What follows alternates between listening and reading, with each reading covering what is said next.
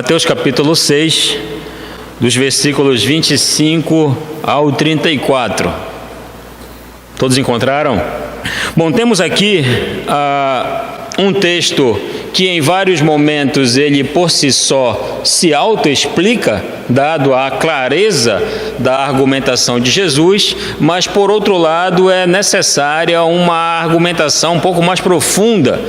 E para isso a gente precisa retornar um pouquinho ao que está acontecendo, porque a palavra por isso, no versículo 25, ela naturalmente remete ao contexto anterior. Então não é interessante olhar para ela e fingir que ela não aparece aqui. A gente tem que fazer um retorno ao que ele está dizendo anteriormente. Os irmãos sabem que aquilo que Jesus está falando, falamos isso algumas vezes, ele está se referindo aos tesouros.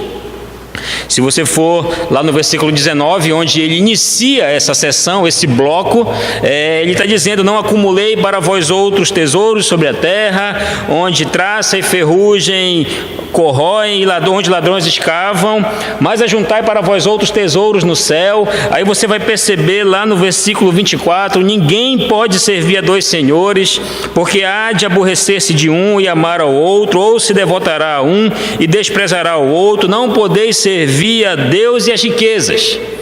Então ele vai encerrar agora essa argumentação toda que ele iniciou no versículo 19, exatamente aqui, dos versículos 25 a 34. Então é uma continuação dessa relação que todos nós temos com os tesouros. Você deve, ou já parou para pensar que tudo que a gente faz, na maioria, quer dizer, quase tudo que fazemos, na maioria das vezes, ela gira em torno ou de conseguir tesouros ou de mantê-los. Já parou para pensar que quase tudo que a gente faz gira em torno tão somente disso? Por isso que é muito importante ter uma compreensão correta, uma compreensão bíblica a respeito das coisas, da nossa relação com as coisas. Os irmãos devem lembrar que aqui Jesus está ensinando os seus discípulos. Esses ensinamentos são para os discípulos, não é para a multidão. Apesar de nesse período Jesus estar cercado por multidão, ele se afasta da multidão para ensinar especificamente aos seus discípulos. E aqui o que nós temos é a espinha dorsal de todo o ensinamento, de tudo aquilo que Jesus gostaria e deseja ver nos seus discípulos. Todo o comportamento ético, moral de Jesus está contido no Sermão do Monte, a ponto de que alguns falarem que se nós não tivéssemos mais absolutamente nada das Escrituras e somente o Sermão do Monte, ainda assim nós teríamos condições, dado a abrangência desse sermão, de vivermos vidas cristãs bíblicas e saudáveis. Porque a abrangência, a profundidade, os assuntos contidos aqui fazem com que a gente consiga entender o que Jesus espera dos seus discípulos. Bom, e a gente vive, não tem como a gente olhar para um texto como esse que lemos e não fazer uma leitura dos nossos dias e afastá-lo dos dias em que nós estamos vivendo. Nós não podemos fazer isso mesmo porque nós estamos neste mundo, nós vivemos neste mundo, e estes textos, estes versos que lemos, são versos que devem ser aplicados no nosso cotidiano, no nosso dia a dia. Não é uma experiência subjetiva, retórica tão somente, teórica, onde no campo do conhecimento, no campo das ideias, a gente consegue definir muito bem, porém fica aquém quando a gente vai para a prática, para a praxe, para a empiria, para aquilo que deve ser feito, para aquilo que deve ser visto na minha e na sua vida. Então essas letras, elas devem saltar do texto e serem vistas daqui a pouco, quando nós sairmos daqui ou quando nós nos confrontarmos com uma situação que exige um comportamento como esse que Jesus espera aqui. Então, para isso a gente precisa nos conhecer, saber muito bem de que material nós somos feitos e principalmente ter uma leitura correta dos dias em que nós estamos vivendo. E aí o resultado disso nada mais é do que a produção de pessoas extremamente ansiosas. O resultado não pode ser outro. O resultado não pode ser outro, irmãos. Diante daquilo que nos é apresentado como sociedade, o resultado, o produto final disso é a produção de pessoas, seja de qualquer idade. E isso é cada vez mais preocupante, né? Porque você vai ver certos comportamentos de ansiedade em pessoas com a idade um pouco mais avançada, que já estão no mercado de trabalho, mas você olha crianças, adolescentes, jovens, extremamente ansiosos quanto ao futuro, quanto a uma porção de situações. E aí, quando você vai para as Escrituras, você percebe que nas Escrituras, quando você vai para o ensino de Jesus, você percebe que no ensino de Jesus existe algo especificamente dado a essa situação. Porque a ansiedade, ela diz muita coisa, na verdade. Fala muito sobre a nossa relação com Deus. Ela demonstra muito, e aqui eu não estou falando do aspecto da ansiedade, do aspecto patológico da ansiedade. Não é o que está em questão aqui tão somente, o aspecto patológico da ansiedade, aquele comportamento obsessivo. Não é isso que o Jesus está afirmando aqui, porque existe em nós uma preocupação enorme quanto a esses 3 pontos aqui: o que comeremos, o que vestiremos e o que beberemos. É o que está em questão aqui. E se você parar para pensar, se você fizer uma reflexão sincera, a nossa vida gira em torno da aquisição ou da busca pela satisfação nesses pontos. O que eu tenho, como eu me visto, o que eu comerei, o que eu beberei. Então a gente se preocupa em demasia com essas coisas. E qual é a mensagem de Jesus para isso? Ele vai dizer: por isso eu vos digo, vocês não devem andar ansiosos pela vossa vida. Então ele já começa com uma atitude de negação, uma atitude negativa. Vocês não devem andar ansiosos pela vossa vida. É uma afirmação. Vocês não podem andar dessa forma. Bom, tudo bem.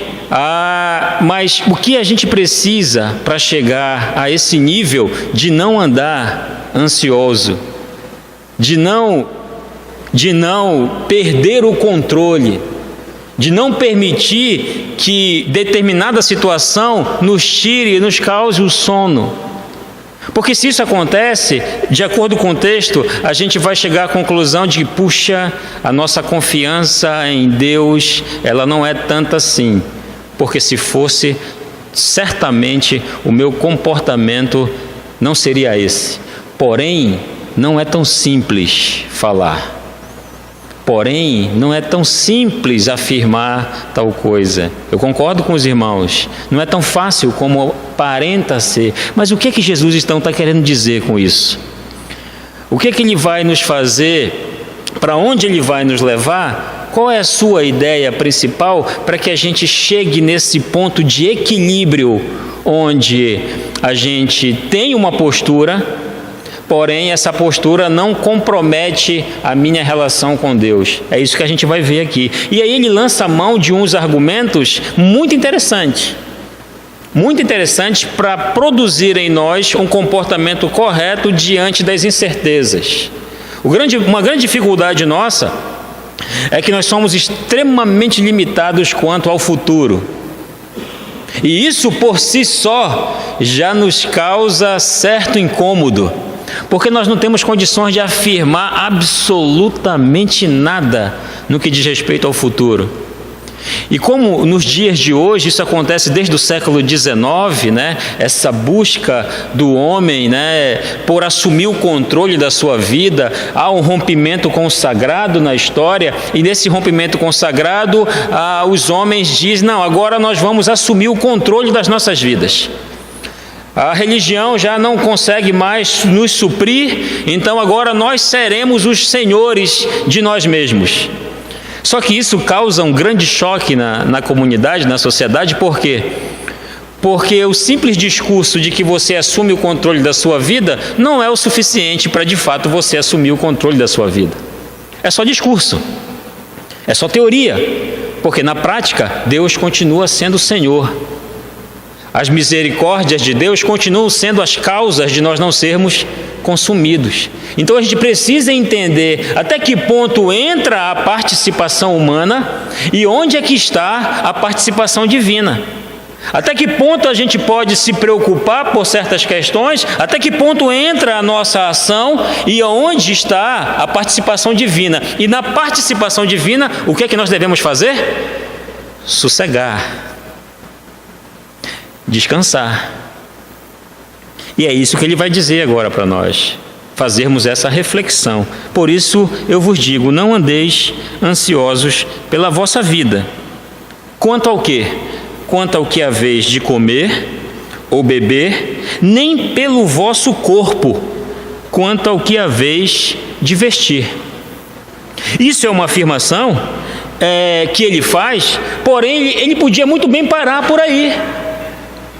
Ele podia muito bem parar por aí e dizer isso para os seus discípulos: olha, vocês devem fazer isso e pronto.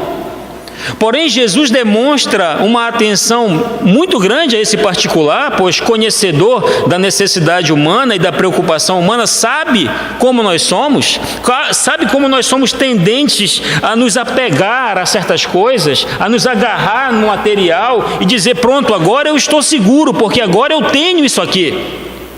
Pronto, agora eu estou seguro porque finalmente eu consegui isso aqui. Sabe como nós somos tendentes a isso, a nos agarrar ao emprego, a nos agarrar à poupança que temos, a agarrar a certa estabilidade. E aí o que ele faz? Ele não se contenta, ele não para por aqui, ele continua para deixar bem claro para os seus discípulos como é que deve ser a relação desses discípulos com as coisas que eles têm. Dada a brevidade da vida, dada a fragilidade da vida. Hoje nós estamos aqui, mas quem garante? Quem em sã consciência pode garantir que amanhã estaremos? Como podemos afirmar tal coisa? Então Jesus, sabedor disso, ele decide na sua soberania aprofundar ainda mais a discussão. Ele vai apelar para a reflexão dos seus ouvintes.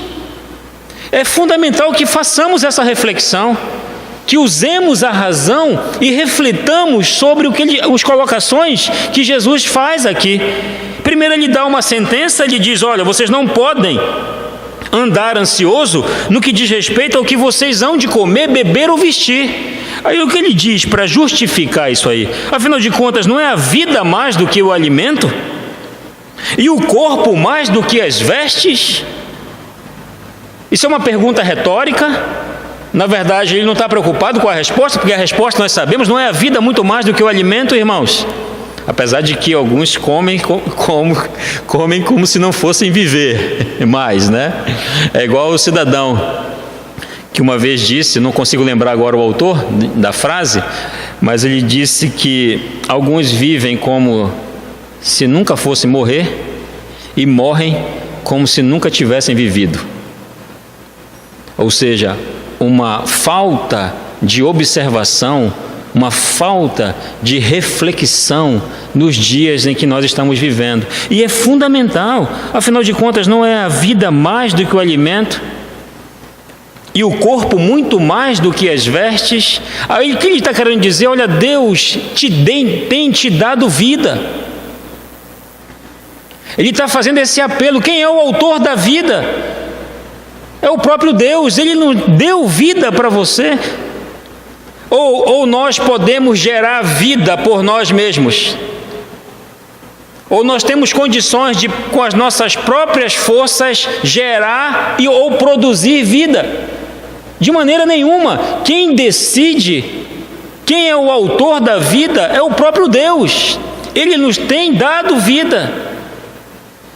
Quando nós nos preocupamos em demasia, quando nós nos tornamos pessoas ansiosas quanto ao particular da alimentação, por exemplo, nós estamos dizendo que o alimento é muito mais importante do que a vida. Isso significa também dizer que o Deus que foi capaz de nos dar a vida não é capaz de nos proporcionar o alimento. Ou seja, concordamos que Deus nos deu a vida, mas discordamos que Ele seja capaz em providenciar o alimento para aqueles a quem Ele deu vida. Com as vestes, a mesma coisa. É o mesmo princípio. Quando nos preocupamos em demasia, nos tornamos pessoas ansiosas no que diz respeito ao que vestiremos, estamos dizendo que o Deus que nos deu o corpo não é capaz de suprir o necessário para vestir esse corpo. É essa linha de raciocínio, é essa argumentação. Percebam como não é tão simples assim. Concordamos que Deus é o autor da vida, irmãos? Sim, concordamos. Se concordamos que Deus é o autor da vida, concordemos também que o autor da vida é capaz de suprir o alimento para nos manter vivos. É essa linha de raciocínio que Ele quer que os discípulos cheguem. E aí Ele lança a mão de uma outra ferramenta agora. Como se isso não fosse suficiente, Ele fala para nós o seguinte: olha, observem as aves do céu. Essa palavra observar aqui, ela não dá a ideia de uma reflexão profunda, como em outros textos, sim. Não, é simplesmente você exercitar o ato de observar algo, ver alguma coisa. Olhe para as aves do céu. Primeiro, elas não semeiam. Segundo, elas não colhem. Terceiro, elas não ajuntam em celeiros. Contudo, vosso Pai Celeste as sustenta. Porventura, não valei vós muito mais do que as aves? Olha que interessante. Veja, aqui é importante que a gente faça a seguinte consideração: Jesus não está fazendo uma apologia ao ócio. Aqui você é como alguns fizeram no passado. A vinda de Jesus era iminente, por que trabalhar? Vamos cruzar os braços e esperar o seu retorno. Não é isso que Jesus está dizendo. Ele não está fazendo uma apologia que você não busque, que você não trabalhe, que você não vá atrás, que você fique com as mãos, com os braços cruzados, com a boca cheia de dente, esperando a morte chegar. Não é isso que Jesus está fazendo. Ele está olhando para os seus ouvintes e diz: olha, observem as aves do céu. Elas não fazem isso, não fazem aquilo e fazem aquilo outro. Contudo, o vosso Pai as sustenta. Porém, você consegue também observar as aves que elas procuram o alimento. Aquelas aves que comem os peixes, né? Você já percebeu como elas mergulham? Às vezes elas voltam sem nada, elas vão atrás. Interessante, irmãos, que Deus não é o pai das aves. Não existe uma relação de pai, de paternidade entre Deus e as aves. Existe uma relação de paternidade entre quem? Deus e os seus filhos. Por isso que Ele vai olhar e vai dizer para as aves: vocês não valem muito mais do que as aves? Qual o motivo então para andar ansioso, preocupados, desesperados? É certo que tem a sua parte para fazer. Isso nos lembra de Lázaro. Os irmãos devem lembrar Lázaro, quando morre, Jesus, ele voluntariamente se demora a chegar. E Lázaro já estava morto, sepultado. E aí ele chega diante do túmulo e fala o quê? Para os seus discípulos, para aqueles que estavam ali. Diante do túmulo do Lázaro, ele fala o quê? Para as pessoas: tirem a pedra. Ora, Jesus não podia muito bem soprar, sai pedra, estala, pisca, fazer qualquer coisa e aquela pedra sumir? Podia? Podia. O seu poder podia fazer isso. Mas isso não era a responsabilidade de Jesus. Era a responsabilidade dos discípulos. Tirem a pedra. A minha responsabilidade é: Lázaro, vem para fora.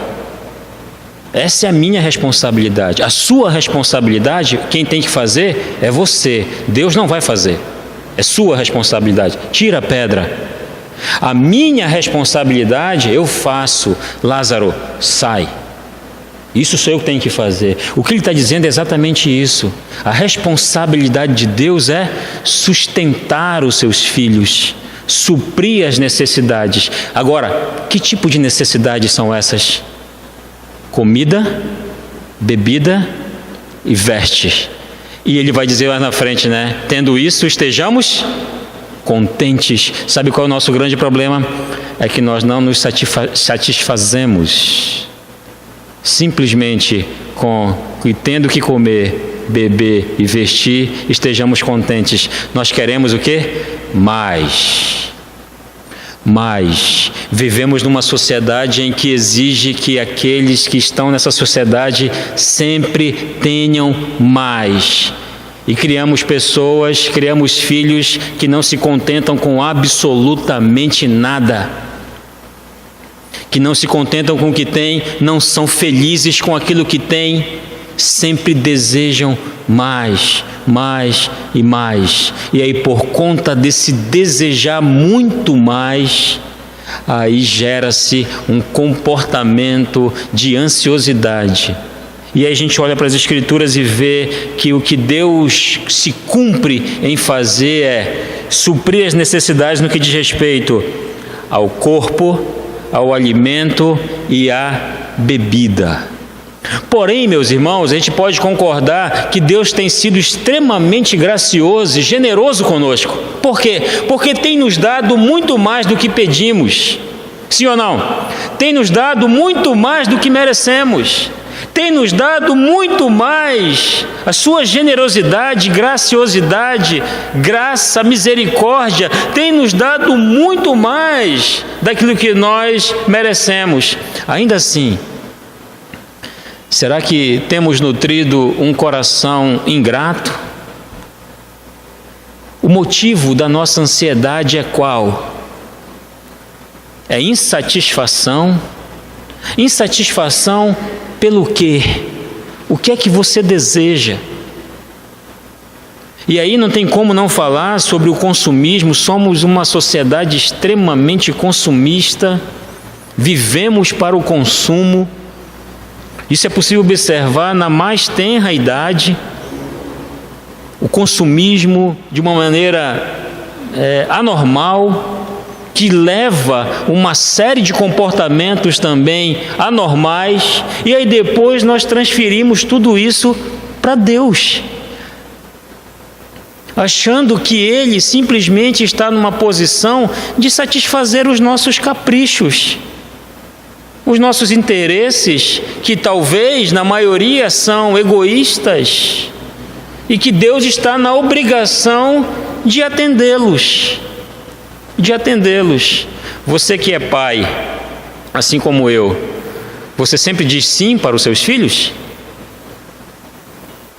A sua postura em relação aos seus filhos é de sempre dizer sim para eles? Tudo que eles querem, você diz ok? Imagina no que você se transformaria. No que você se transformaria? O que esse texto está dizendo para nós também, em outras palavras, é que haja nos filhos de Deus, é que haja em nós uma autossatisfação e gratidão por aquilo que nós já temos. Porém, vivemos dias tão difíceis quanto a esse particular, não é? Gostamos de nos agarrar às coisas, de nos prender a certas coisas.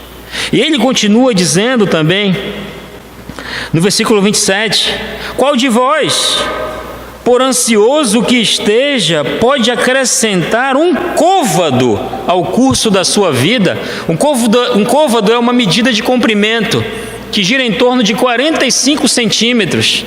É isso que está em questão aqui, a medida do antebraço. Um côvado. Qual de vós, por mais ansioso que esteja, é capaz de acrescentar sequer 45 centímetros ao curso da sua vida? Nenhum de nós, irmãos. Por isso, o que compete aos filhos de Deus é entregar as suas vidas e confiar em Deus. e assumir o fato de que nós não sabemos conduzir as nossas vidas e que Deus sabe. Senhor, a nossa vida, a minha vida, ela está segura quando ela está nas tuas mãos. Por isso, tome-a. Faça isso com a minha vida. Quem supre as nossas necessidades é Deus. É Deus. Acredite nisso. Quem dá condições para você levantar todos os dias é Deus. E você não faz absolutamente nada se Deus não permitir.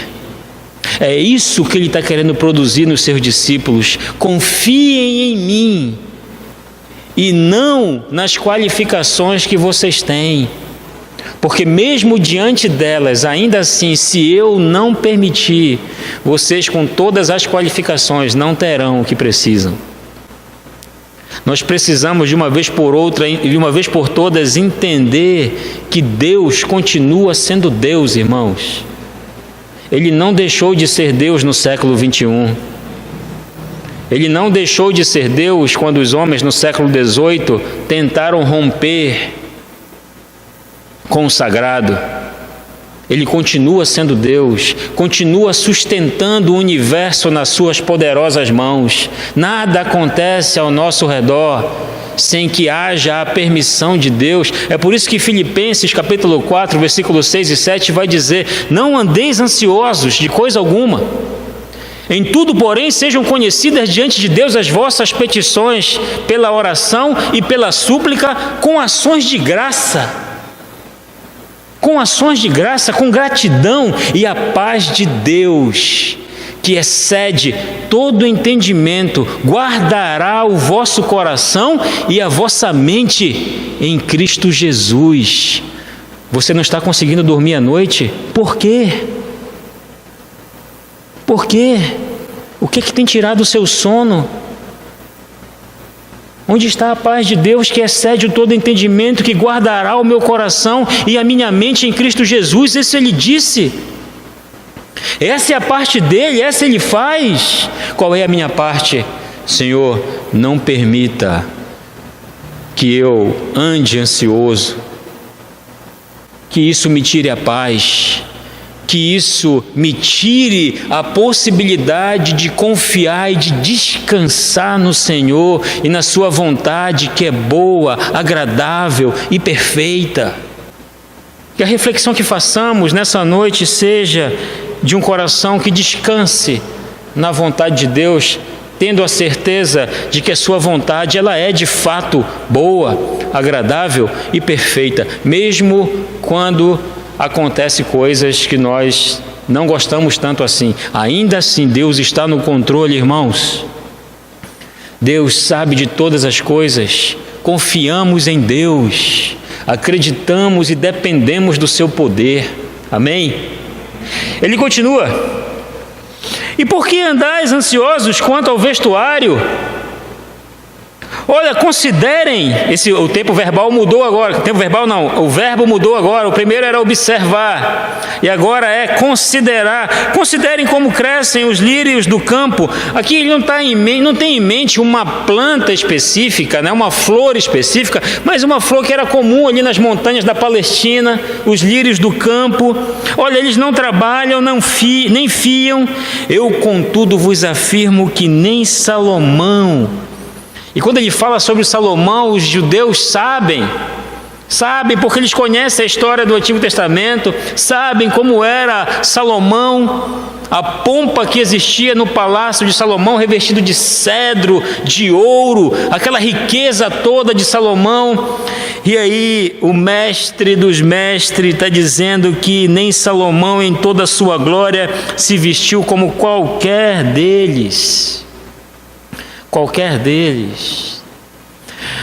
A ansiosidade, irmãos, nos priva de ver, de observar, de considerar a simplicidade da vida, de observar os pontos importantes da vida, de valorizar as pequenas coisas.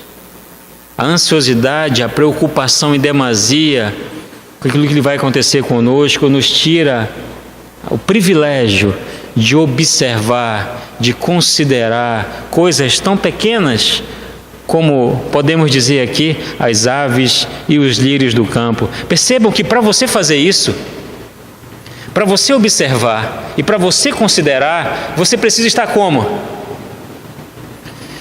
Respirar e olhar. Gastar tempo fazendo isso. Você precisa considerar, para você considerar, você precisa observar, você olhar, você refletir sobre aquilo. E quantos acham que esse tipo de atitude é perda de tempo?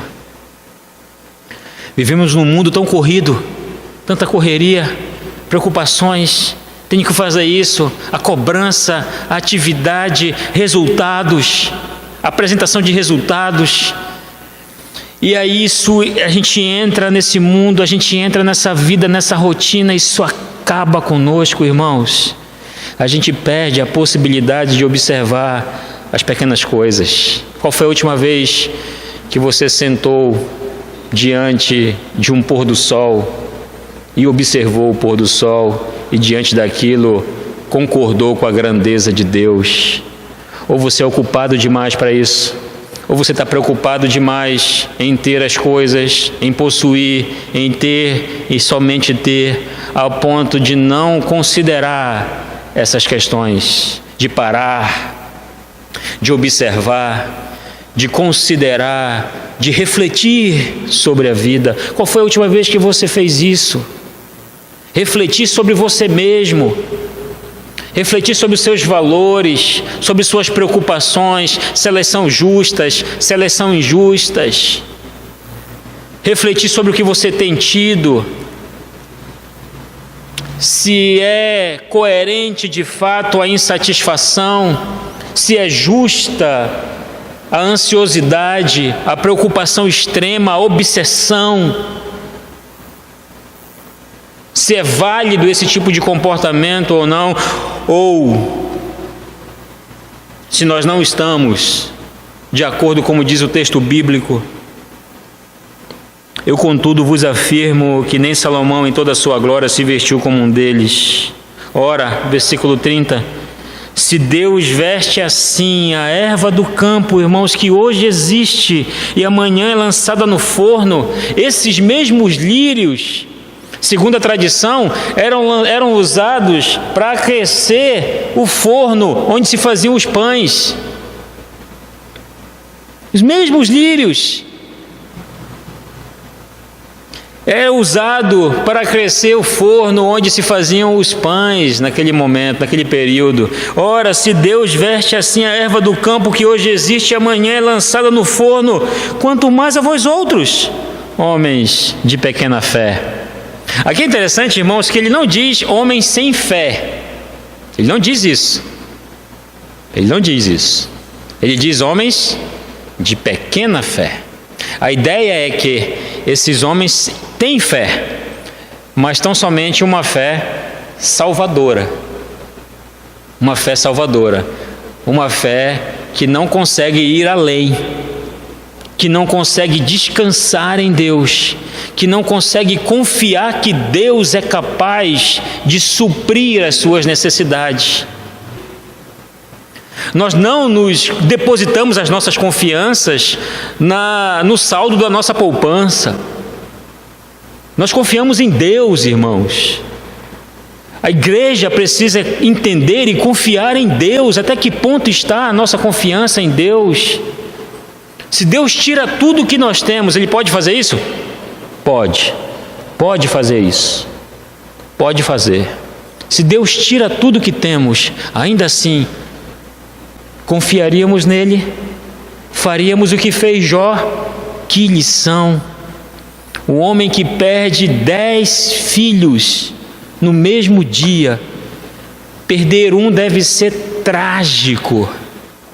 Imagina os 10 no mesmo dia, e como se isso não fosse suficiente, tudo o que ele tinha se foi. Tudo, absolutamente tudo. Os gados, as fazendas, inclusive a saúde.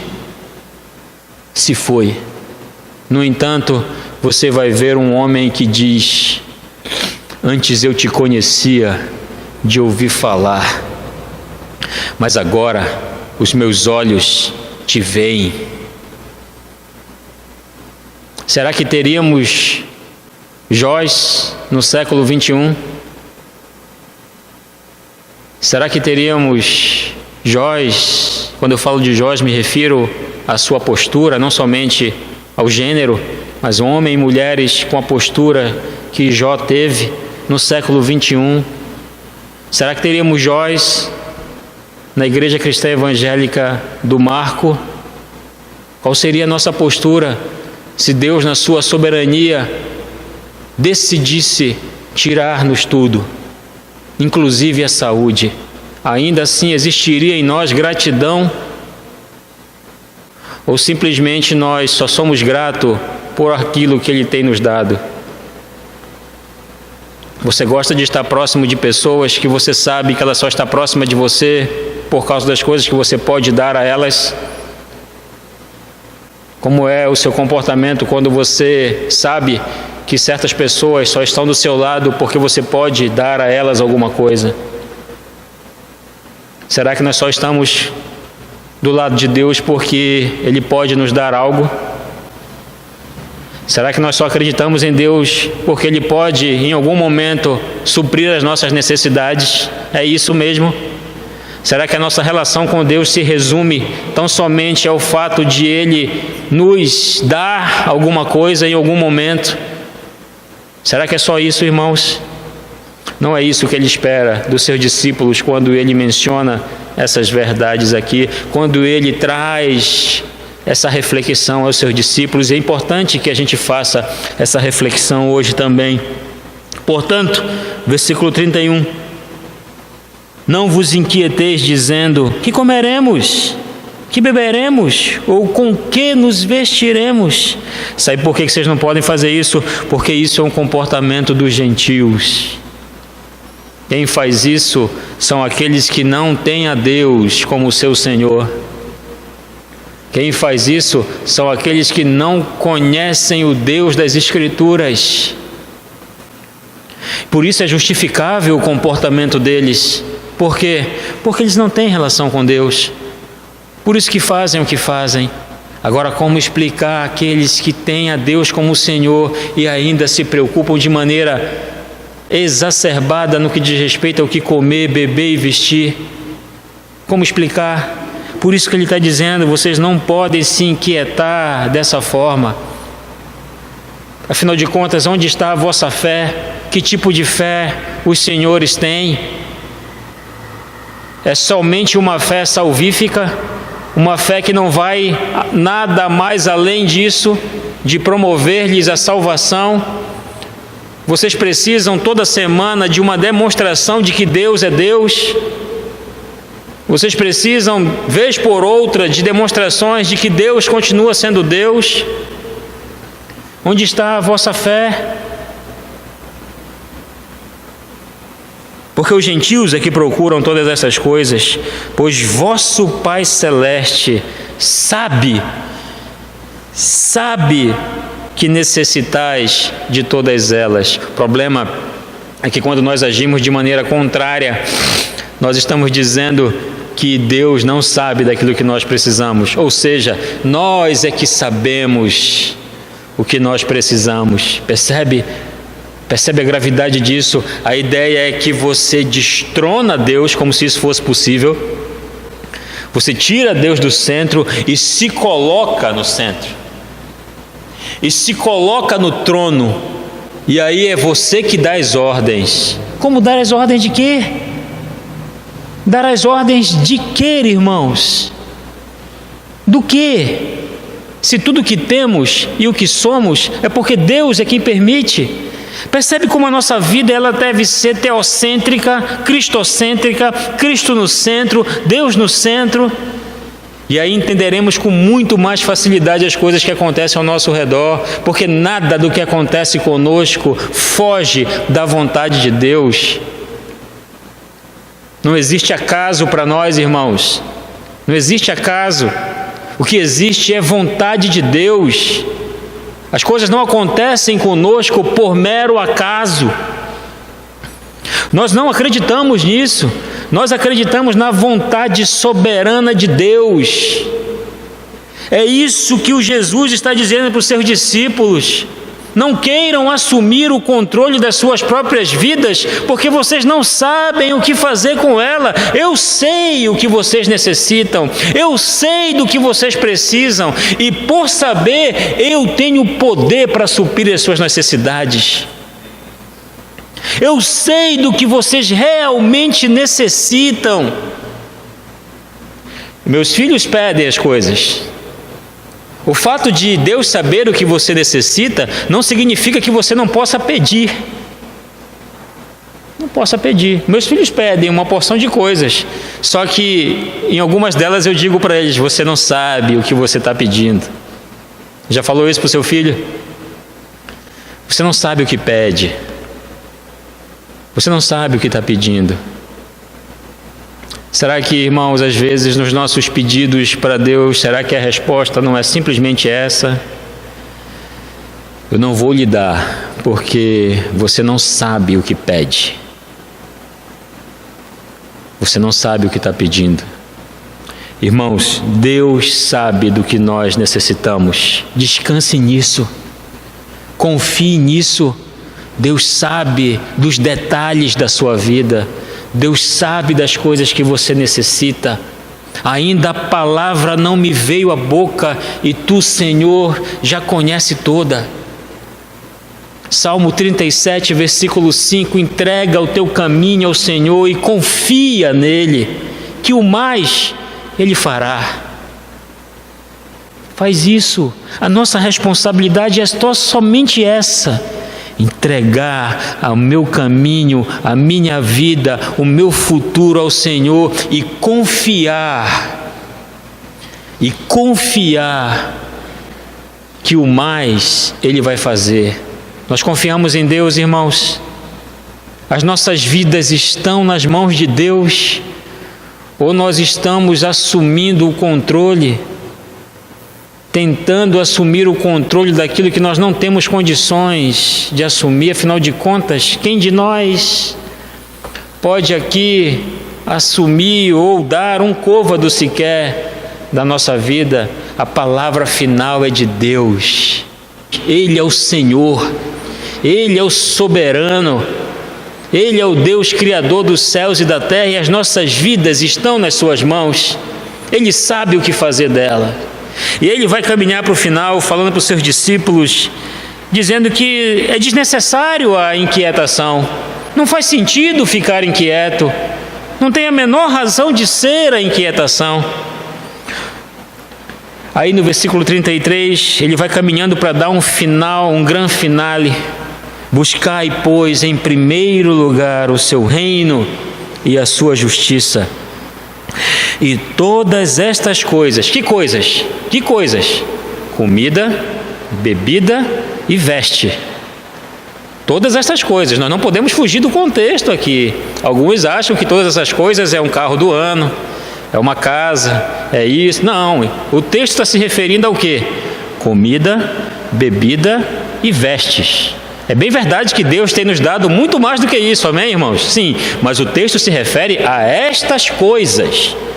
Então, buscai, pois, em primeiro lugar, vejam, em primeiro lugar, aquilo que é primário, o reino de Deus e a sua justiça, e todas estas coisas vos serão acrescentadas. Nós falamos que amamos o Rei, não é, irmãos?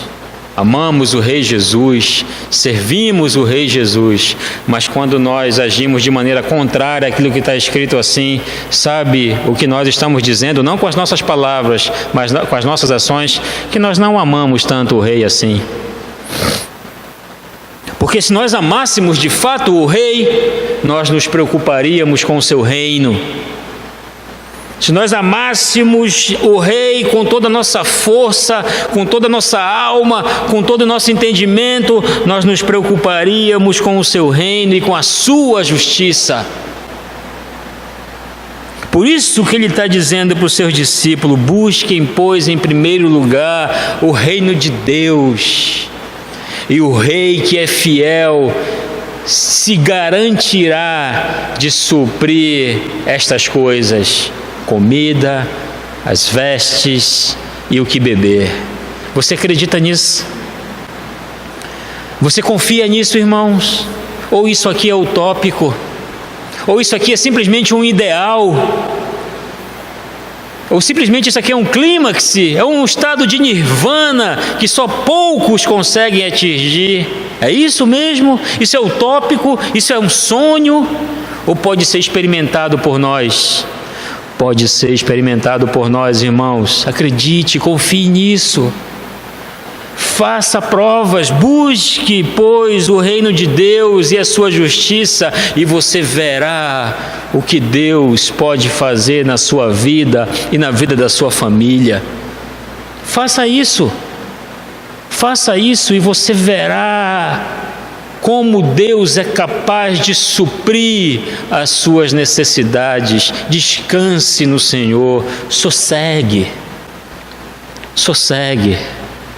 porque até as ondas atendem ao seu mandar. Por que nós não podemos tão somente sossegar? Versículo 34, portanto, conclusão de tudo isso: não vos inquieteis, mais uma vez a palavra aqui, não vos inquieteis com o dia de amanhã, pois o amanhã trará os seus cuidados. Basta ao dia o seu próprio mal. Aqui, mais uma vez, não é uma apologia ao ócio, de forma alguma. É tão somente o fato de você descansar no Senhor, confiar no Senhor, entregar a sua vida ao Senhor, confiar que Ele tem poder e aquilo que competia a você fazer, faça, porque Deus é fiel em fazer com a parte dEle. Aquilo que compete a você, você tem que fazer. E descanse na certeza de que Deus é fiel em fazer com a sua parte. Diante disso, irmãos, nós não temos nenhum motivo para andar inquietos, ansiosos, por mais difícil que seja. Por mais difícil que sejam os nossos dias, por maior que seja a cobrança, as exigências, ainda assim, Deus está dizendo para você, nessa noite, através da sua palavra: confia no Senhor, entrega o teu caminho ao Senhor e confia nele, que o mais Ele vai fazer. Não há motivo para ansiedade, não há motivo para inquietação. Descanse no Senhor, e a paz de Deus, que excede todo o entendimento, guardará o vosso coração e a vossa mente em Cristo Jesus. Amém, meus irmãos? Que o Senhor nos encontre assim, descansando na sua soberana vontade e crendo que Ele é fiel para levar as nossas vidas até o final, para sustentar as nossas vidas até o fim. Amém? Vamos orar?